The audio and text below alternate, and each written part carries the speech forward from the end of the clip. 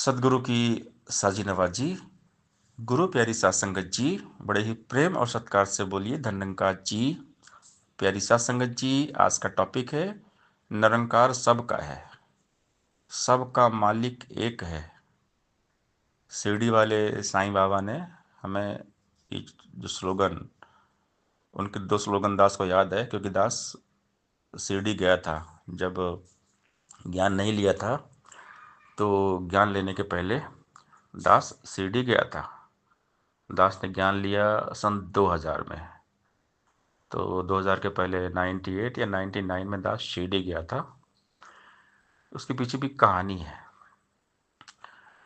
कि दास पहले सोचता था कि ये इंसान जाति पाति में क्यों बटा है। कोई हिंदू है, कोई मुसलमान है, सिख है, ईसाई है, खून सबका लाल है, चमड़ी हड्डी एक है, शक्ल सूरत भी मिलती जुलती है, एक धरती है, एक आसमान है, सूरज भी एक है, हवा पानी भी एक है, हम सब एक हवा पानी में रहते हैं। तो बाकी सब एक है, कॉमन है। लेकिन ये इंसान जात पात में बटा है, हिंदू मुसलमान सिख ईसाई में बटा है।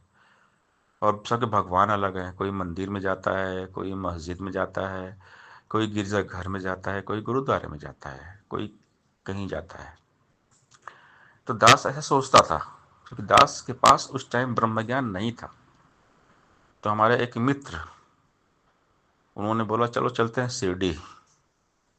तो जब दास शिरडी में गया तो वहाँ पर जो पढ़ा, सबका मालिक एक है।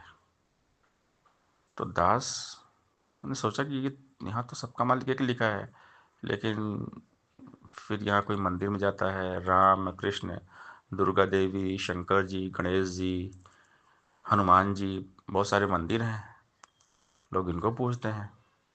फिर कोई मस्जिद में फिर वो अल्लाह ताला बोलता है।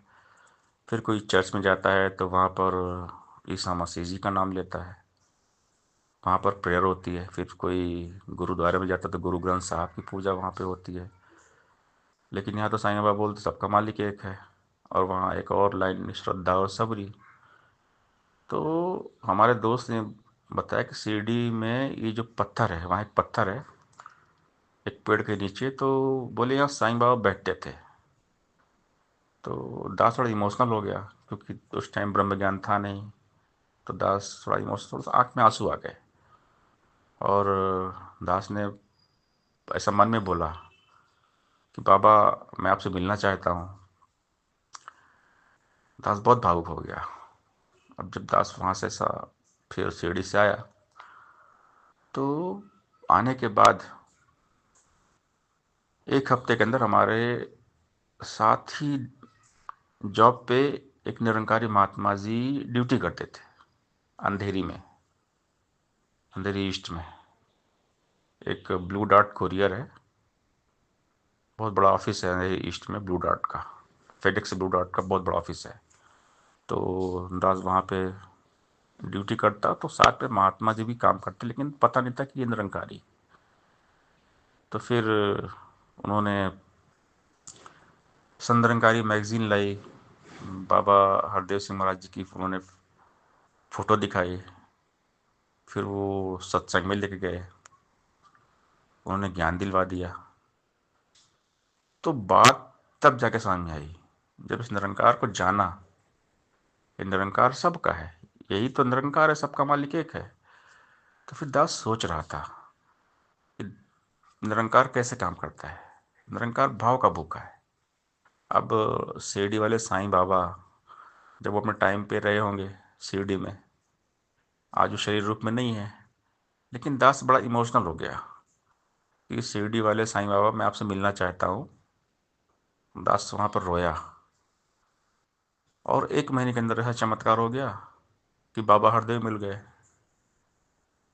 दास की मुलाकात बाबा हरदेव से मिल गई, यानी बाबा हरदेव के रूप में शिरडी वाले साईं बाबा मिल गए।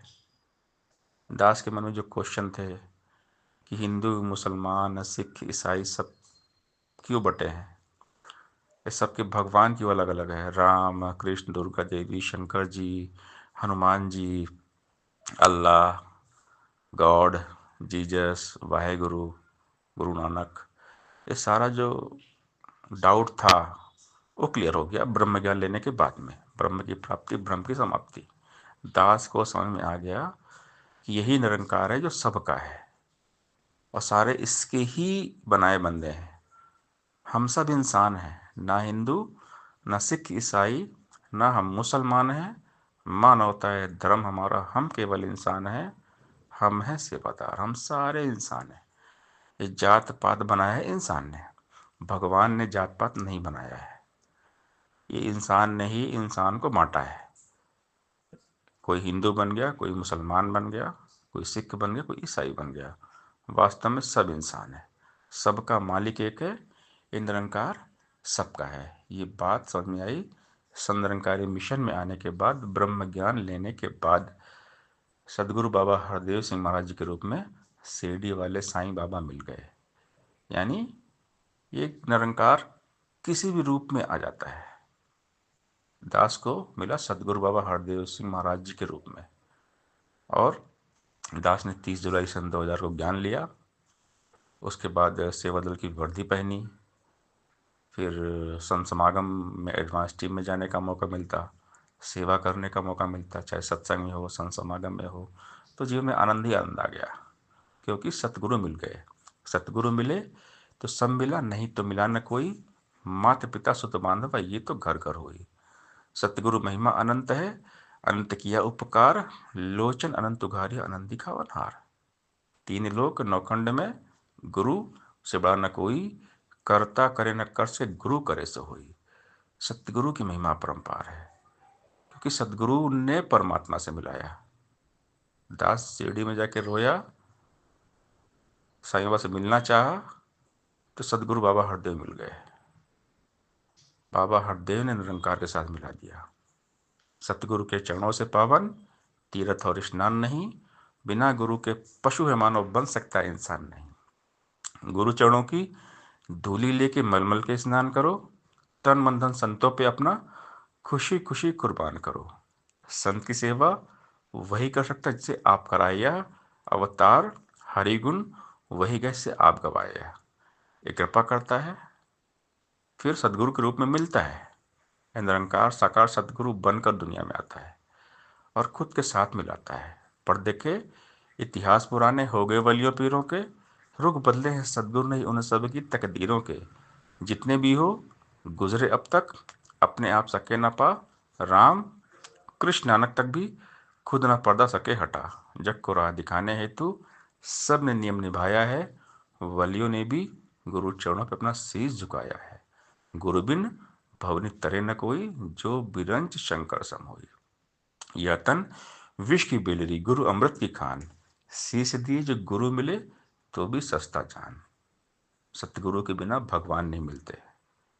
दास ने अपनी पूरी कहानी बताई।